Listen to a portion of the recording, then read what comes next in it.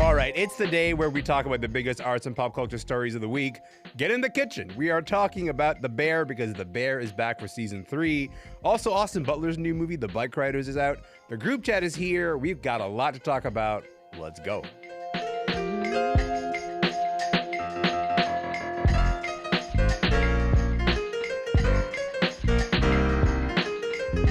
I'm Elamin Abdul-Mahmoud. This is Commotion. All right, get in here. I've saved you a seat. My name is Elamin Abdul-Mahmoud. This show's called Commotion. Look, The Bear is back. All of season 3 just dropped on Disney Plus this week.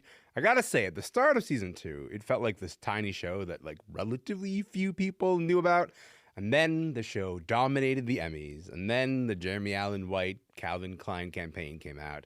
And you can just kind of sense that the return of the show now is kind of an event. So just to quickly jog your memory, season 2 ended with opening night of the new restaurant.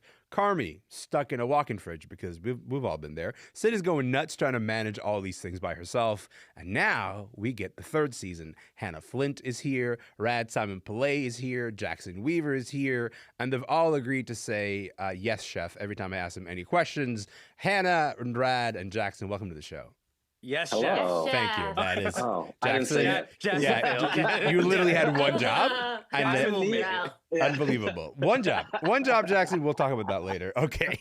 I think. Listen, I don't know about all of you, but I think this week I'm just really excited to return to this place. I'm gonna change it every day.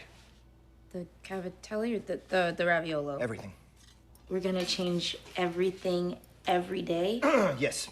I made a list, sugar. Why? So they can see what we're capable of. Who's they? Can Tina do farmer's market? Probably, but you didn't answer my question, And though. there's a DocuSign in your inbox. Carmen, See that? no. Saying what? It is a partnership agreement. You, me, Nat. There's a vetting schedule. Vesting schedule. Thank you. Okay, and what does that say? How much of this place you're gonna own? You okay? I feel like I've been here an hour. Okay, Hannah, what is it about The Bear that you think makes it so popular? Because I feel like if you just describe what the show is about to a person who's never seen it, they go, that doesn't really sound like a hit.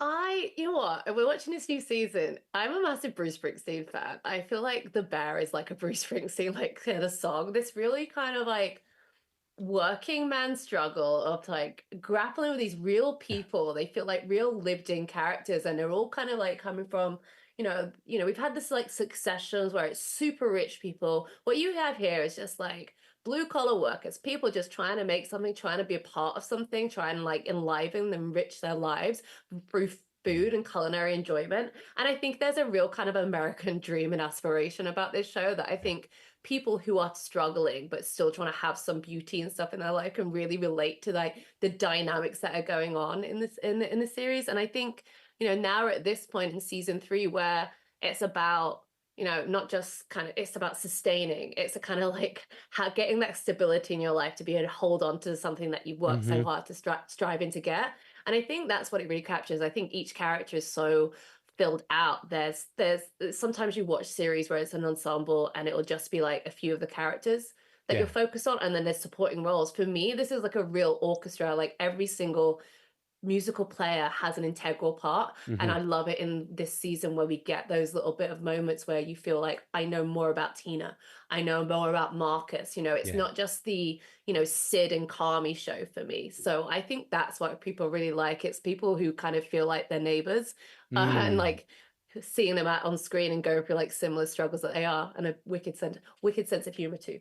I think to continue the idea of a Bruce Springsteen song, you're familiar with everyone's hopes, in the show, and you don't always get that, especially when you have a show that has this many characters. Usually, you're introduced to the hopes and dreams of a couple of people. What makes Springsteen so good is that he renders everybody's hopes real, and I think you're right. That's a really good analogy because this show does the same thing for these characters. I don't mean to put Jackson on the spot. It's just that I'm gonna confess on his behalf that he's never that he's never watched The Bear until we asked him to. You're welcome, by the way. Now that you started watching The Bear, do you see what the fuss is about? I mean, I'll be clear. I knew what The Bear was. I wasn't one of those people that had no idea, but I did start watching it 2 days ago, and I'm caught up as of midnight last night. Wow, respect. I don't think this is the show to binge, but I will say from the beginning, first season, I was kind of like, guys, really, this is your show? But, Okay, all right. but I confess, I started to love it. Right, I think like the entire first and second season feel like a prequel to the show that is starting right now. Almost the entirety of season 2 is like self-contained backstories of how all the characters got the skills to be as good at what they needed to be as they're going to do in the future. Season 1's all like this trauma bonding, some not bonding. I kind of was expecting more Succession and got more Sopranos, where it's like episodic. I like serialized, but I mean, I get it. You love to see somebody be really, really, really ridiculously good at something they're ridiculously good at. Yeah. And like I mean, I think there's a fascination with shows about like tortured genius admitting to his own emotionality, like BoJack, Loudermilk, House, Sherlock, Monk. There's like a billion shows that is this formula, and this one you get sit on the outside, which is like the entryway into the story. Well, so you're saying we won you over? That's what you're saying. You won me over by midnight last night. It takes persistence, but we finally got there. Okay, Rad, I want to talk a little bit about the third season, this very specific season. You know, the first episode of season 3 is called Tomorrow, and it's for an episode that's called Tomorrow, it is mostly a flashback episode. It brings a lot of backstory to everything that happened before this explosive finale of season 2, you know, which was like friends and family opening night of the restaurant. And then Carmy is stuck in this walk-in freezer, leaving Sid to manage all of the things on her own. How do you feel this worked as just like as a kickoff for this season? I, for the most part, kind of loved it, right? Okay. Like, because, All right. I mean, look, this is, I mean, you had, like you said, that the finale of the last season was explosive, lots of messy emotions, everyone's angry at each other, yelling at each other, I love you, I hate you, I don't know what they're even telling each other anymore. And so this was kind of a great breather from that, right? A great moment. I mean, what this episode has is Carmy going into the kitchen and trying to perfect dishes, but then working through his memories and working through the lifetime that built up to that explosive stuff in the last season. So I mean, it's you know, it's edited, it's ebbing and flowing through time. It's following like a kind of a stream of consciousness lyricism. It's like Tree of Life almost. Like it's like, oh, let me just have kind of like, we're almost like he's searching his own soul. And what I love, I mean, I love that aspect of it. I also love how, in a way, it's playing with time in the way that the entire show plays with time. Because if you think about The Bear, like the whole show is either episodes where the clock is ticking, guys, we're on the clock, like the timer, we have 5 minutes, and like, you know, 10 seconds could feel like an hour, like that clip you said. Or you have episodes that just get lost in time, where all of a sudden they're free of time and they're going back in time and they're just flowing. So this episode, I think, kind of encapsulates what this show does, where either you're trapped to the clock or you're just breaking free from it. Or the flip side is, this is an episode where they just took the trimmings from previous seasons and made a stew out of it. And it's like, you know, I wonder, like, after the strike, did you need to kind of pad out your season? So did you just get like a highlight reel and stew? I don't actually believe that that's the case, but I think people can make the argument like they just put the leftovers in a pot. Can I just say, you know, part of doing a daily show is waking up and not knowing what you're going to expect, you know, when you get to the studio. And I did not expect you making a Terrence Malick comparison of Tree of Life and The Bear. I just didn't. That was not in my bingo card of this morning at all. I didn't see that coming. The show has surprises. It's not me. It's The Bear. I see it. I see it. Go in, Hannah. Tell me more. Well, I was gonna say, because like I was immediate like, oh, this is Malick. This is the real Malick opener. You both saw Terrence Malick in this. Okay, go ahead. Yeah, but also I kind of like that episode because it felt like if you know musicals, you have an overture, which basically like is a phrase where you kind of get a taste of every single song for the rest of the season. And I felt like, you know, I've binge watched it incompletely now, and there's like certain moments that we see later in subsequent episodes. So it felt like and the way he unpacks from the feud. So I do feel like that this was a real kind of intention for the rest of the season, saying, look, this is what everything comes back to this, and we're now gonna like sprinkle it out, like kind of unpack it all for you. A lovely kind of, you know, there's an episode dedicated to Tina and her origin story of getting in to the bear, into the beef for Chicagoland in the first place. And there's a little clip from that we see in that kind of first bit, and then we see how the other side of it, the other angle of it. So I think this is filmmakers, you know, I like the fact that like Richie loves Friedkin films. You know what I mean? So definitely, this is a series that's made by someone who loves films, loves cinema. So it comes as no surprise to me that we might see elements that he's riffing off of a director's Christopher story off it that he admires. Hannah, I want to talk about the couple at the heart of the show. Well, a couple question mark at the heart of the show, because the two central characters are Carmi as Jeremy Allen White, and then his sous chef Sid, who's played by Ayo Edebiri. So many people are shipping them together as a couple. I gotta say, me included. I think a thing that I love about the show is the will they or won't they. But in order for a will they or won't they to work, you gotta have a strong case for the will they and a strong case for the won't they. Where do you stand on this, Hannah? Well, okay. I feel like I need everyone who wants to ship Carmi, and I'm so sorry, Elamin, but grow up. Please. This is the second time you've come on the show to tell me to grow up, which is fantastic. Well, I told you once. Shouldn't have to tell you it again. I wish Hannah was around when I was watching Friends. Okay, continue. Why is that? Go ahead. My point is that it's so interesting that there seems to be this pattern where anytime there is a character, female character that's a lead, and it's a workplace environment, they have to have some sort of romance with another character in the show. It's a very heteronormative projection that we put on these things, because actually we don't really know if Sid could fancy. She could be a lesbian, she could be all of these different things. But we like this connection, we like this intimacy between these characters, and we don't see a lot of platonic relationships on screen. So this thing that we have to have play out. Now, that being said, for me, the sexual tension is between Sid and Richie. Richie. Oh my God. If I'm going to ship any relationship, Jackson I'm is like losing Sid and it, Richie. we should say. Okay. Did you know, they were so at each other's throats in the first season. I was like, I think they just need to bang and get it out the way. Do you want to explain who Richie is? Do you want to explain the kind of character that Richie is, Hannah? Because I think that'd be he's like an useful absolute grot bag. Yeah. Richie is Eben Mossberger's character, who's like cousin of, not real cousin, but the best friend of Mikey, who is Carmi's brother who committed suicide. And so he goes for a whole thing. He's divorced. He's got a kid. He's a very angry with the world sort of character, very brash, and I think he's a very insecure person who's overcompensating. But he's been on a real character journey as we've got here. I do kind of miss the trackies, because there's something about guys in trackies that really it's like the suits. I'm like, no, trackies again, please. I'm the one who needs to grow up. That's pretty wild. Okay, continue. Hey, look, we're all children at heart, right? I kind of love Richie, and I've loved Eben as an actor since like Mona Lisa Smile. So I've been invested for a long time.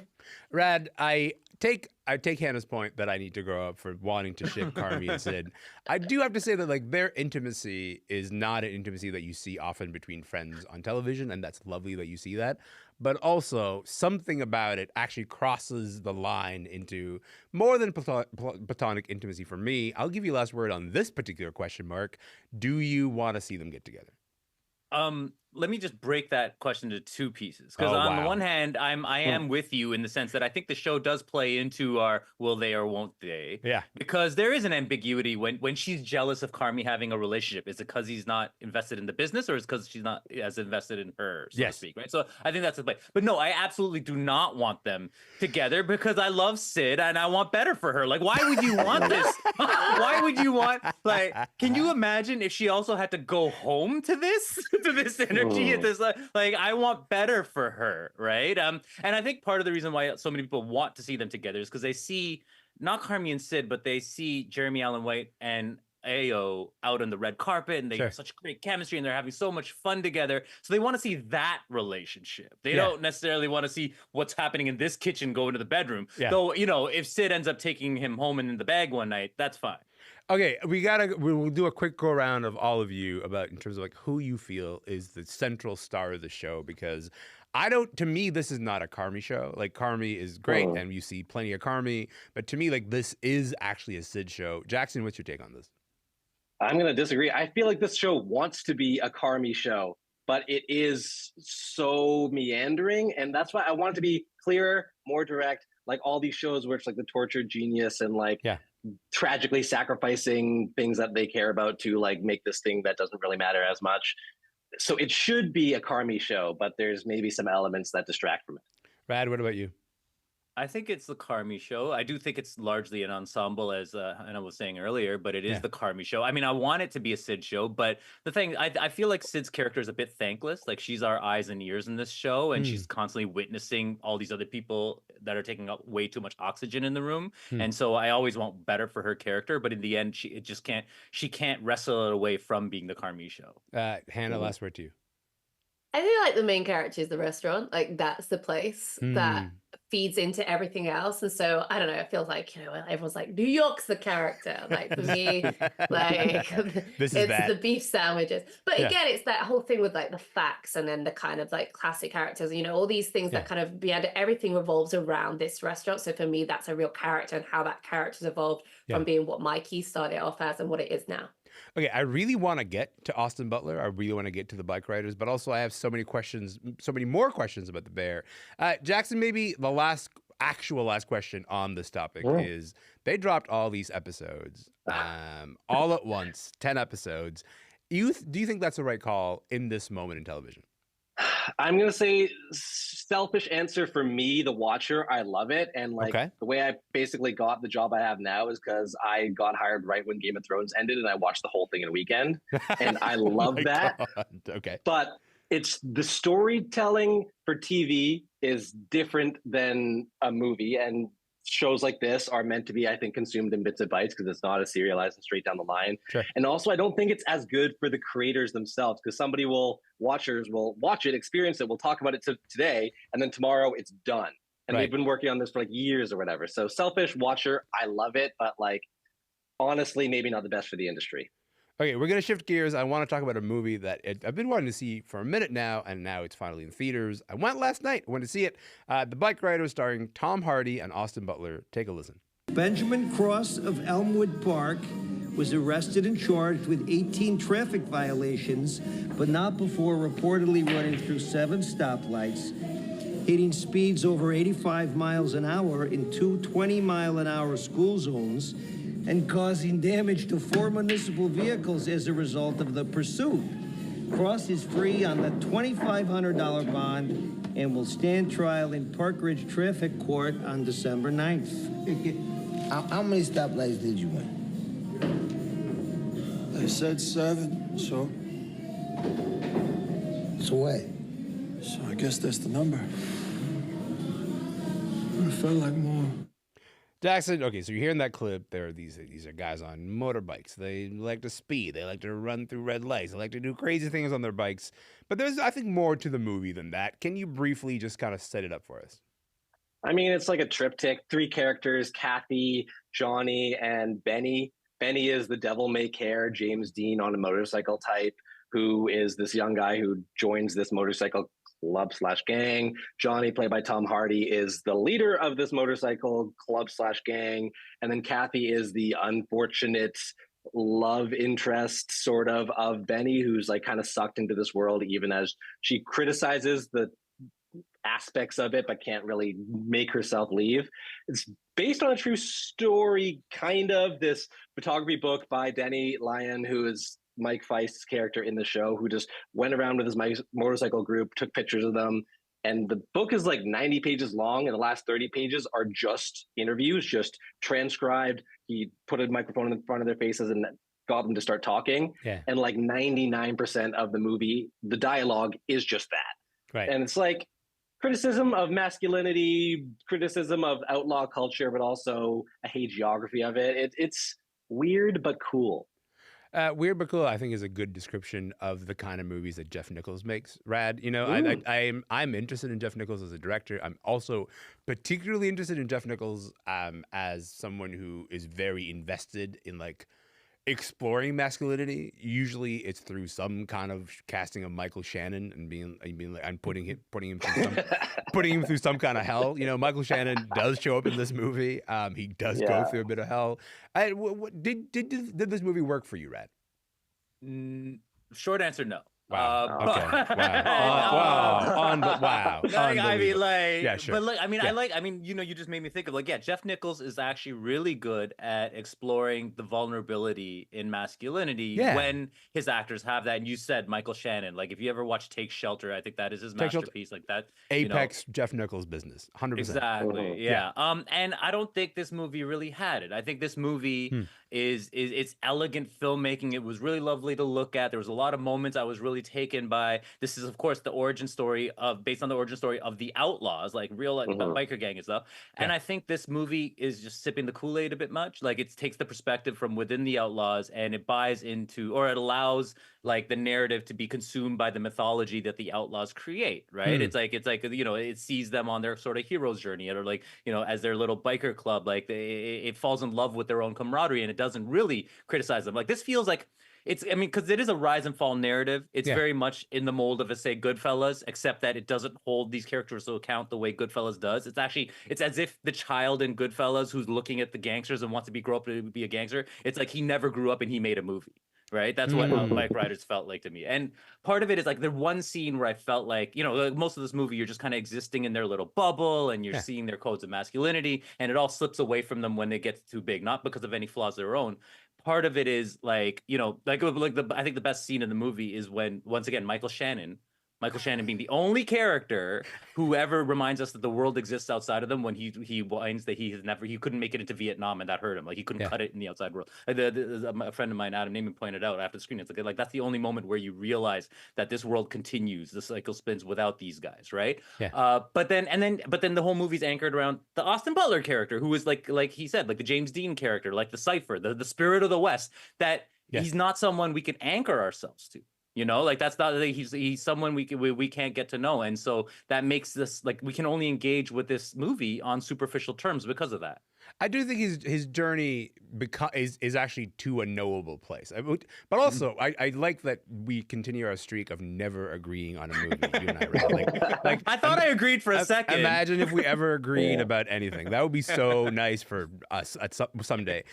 Hannah, we should say like so much of this movie works for me on the strength of the acting, like the idea of Jodie Comer and then Austin Butler and Tom Hardy and Mike Feist. You know, like who you saw recently in Challengers. What did you make of the acting here? What did you make of the performances in this movie?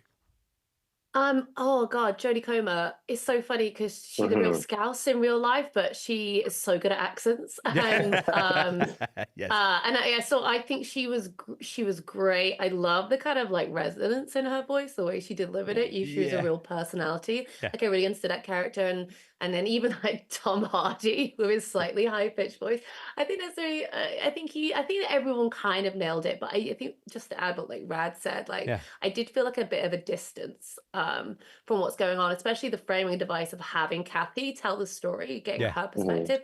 I would have liked more scenes between Kathy and Benny, so Austin Butler's character, because Austin Butler, as you said, oh my God, gorgeous, like Brando. God, he's, you know, that opening scene, you're like, oh yeah, I'd done my boyfriend for him too. But I guess like for me, I wanted a bit more of those intimate moments, and I think there was such amazing intimacy between Tom Hardy and Austin Butler. Like that was such amazing. I mean, to be honest, at one point there were the camera's angles, I was like, kiss him. Kiss him. You know, I was like, let's do, you know, you talk about challenges, but like but I guess I kind of wanted a bit more of that, and kind of again get a bit more substantial, get deeper into understanding in a very like more universal way of like what's going on, rather than, as you said, the mythologizing. So I think they're really strong performances, but I think maybe the kind of this distance kept me from really getting embedded with these characters. I do have to say that I completely agree with that scene. I thought they were going to kiss, because like their faces just kept getting closer and closer. It was a very specific angle, very specific choice. Like Jeff Nichols is like, you know what you're doing. Get a little closer to his face. I want more people to see this movie so we can talk about it and the way that it renders masculinity, because I think there's a lot going on there. But also, it turns out I'm kind of running out of time, so I got to leave it here. Rad and Jackson and Hannah, you guys are the best. This has been a delight. I'm gonna grow up, Hannah. I promise. I really appreciate the advice that you keep delivering to me. But in the meantime, thank you to all of you. Yes, chef. Yes, chef. Hey! Yes, chef. Well, they understood the assignment that time. I really appreciate it. Okay, Jackson Weaver is a reporter at CBC's entertainment unit. Hannah Flint is a freelance TV and movie critic based in London, UK. And Rad Simonpillai is a freelance film critic based in Toronto. This show is called Commotion. My name is Elamin Abdul Mahmoud. And guess what? I'll see you next week.